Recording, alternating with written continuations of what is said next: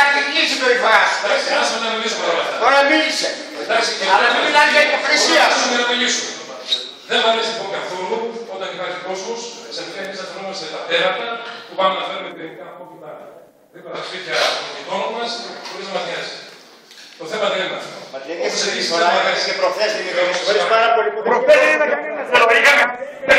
Τι είναι αυτό που είναι αυτό. Σάψε να μιλήσετε. Όχι δεν είναι. Σάψε να μιλήσετε να απαντήσουμε. Εντάξει. Θα πάρεις πίσω αυτό που είπες. Προχθές δεν ήταν κανένας εδώ. Δεν ήμασταν Τούρκος. Τι έγινε τώρα δηλαδή. Τι είναι αυτό που λες. Τώρα κάνεις πλάκα στον εαυτό σου.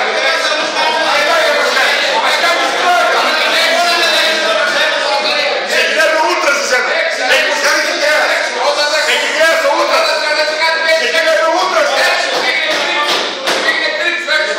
Δεν θα δεις από την πλανήσα και το ας συνεχίσουμε και πότε κατουρίσουμε.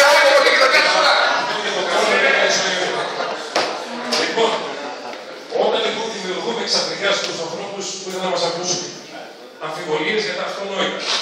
Οι πίσω είναι 220.000 γιατί προφανώς τα σκουπίδια δεν θα έρθουν, δεν τα σκανάρουν να τα φέρουν εδώ. Να μεταφέρουν εδώ Η κάτι. αλληλεγγύη για τους κατοίκους του πύργου μετά, αγαπητά δήμαρχε, ποια είναι πρώτη χρυσοπληρώσουν αυτή τη δουλειά. Ποια είναι η αλληλεγγύη. Εργολαβία κάνω. Εργολαβία κάνω. Εργολαβία κάνω. Αυτό θέλουμε. Την αλήθεια θέλουμε. Την πραγματική εικόνα θέλουμε τώρα. Εντάξει. Η πραγματική εικόνα δεν δημιουργείται τεχνική έντρος όταν ξέρετε την απάντηση.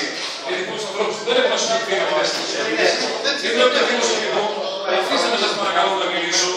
Δεν τέμψα κανένα σας. Είναι ότι σας λέτε από τους δύο αφορά τη μεταφορά και την απόθεση των απορριμμάτων. Είναι σαφές αυτό. Δεν θέλει και να καταλάβω πως καλά αυτό και η μεταφορά. Αλλήμον. Το Δημοτικό Συμβούλιο που ψήφισε, το πέρασε και το συζήτησε με το Γιώργο, γιατί πρέπει να γίνει μια προγραμματική σύμβαση ανάμεσα στην ΠΑΤΗΦ και στο Δήμο Πύργου. Την προγραμματική σύμβαση συζητήσαμε. Παρ' όλα αυτά, επειδή είμαι στους ανθρώπους των Ζηλευτής, της Κρινίτσας, της Χρύσης Αυγής από την άλλη μεριά και του Παλαιοπύργου, δεν έχω τίποτα να χωρίσω. Ούτε έχω τίποτα να κρύψω. Και επειδή δεν θέλω να μένουν εντυπώσεις και κρίζα σημεία ότι ο πρόεδρος άλλο είπε, άλλο το σκέφτηκε και άλλο έκανε. Δεν έχω πρόβλημα με μια εβδομάδα να το συζητήσουμε το θέμα εκτελώς και να ακούσουν όλες οι υπόλοιπες απόψεις. Παρ' όλα αυτά, το λέω και πάλι, η προσωπική μου άποψη είναι πως καλό να ενημερωθούμε για να μην σας μείνει καμία απορία ότι πάει να γίνει κάτι τραγικό στις πλάτες σας χωρίς τη γνώμη σας. Άρα δεν έχω κανένα πρόβλημα. Ούτε μας ζωρίζει κανείς, ούτε μας έχει πάρει κανείς στο μεγέθυνο του νομού. Ίσα-ίσα προσπαθούμε να διευκολύνουμε καταστάσεις και να βοηθήσουμε άλλες κοινωνίες. Ας το συζητήσουμε σε μια εβδομάδα. Απλά παράκληση και ενημερωθείτε για την πραγματική διάσταση των πραγμάτων. Αν υπήρχε οποιοδήποτε κίνδυνος ή οποιοδήποτε κίνδυνο στο οποίο θα ήμουν ανθρώπους που θα ερχόμουν, να ζητήσετε τους γνωστούς ανθρώπους που και αυτοί ανησυχούν. Δεν λέω ότι δεν ανησυχούν, αλλά δεν ανησυχούν περισσότερο από ό,τι ανησυχούν εμείς. Το ίδιο ανησυχούμε όλοι. Θα έρχομαι να σας ενημερώσω εγώ προσωπικά για το αν υπήρχε κάποιο σημείο που χρειαζόταν επιπλέον διερεύνηση και διαλέκτηση.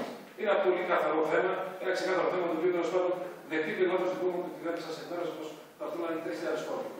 Για μένα το θέμα κλείνει εκεί πέρα. Η ένσταση είναι και τη διαδικασία.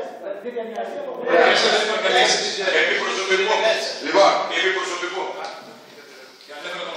Ναι, ένας από τους... Όχι, Κώστα, τώρα θα πω. Για να σας κανονισμό. Για επί προσωπικού. Επί προσωπικού. Το Προεδρείο δεν υπάρχει ότι υπάρχει προσωπικό θέμα, αν έχεις στο σώμα. Όχι. Στο σώμα αυτό λέω.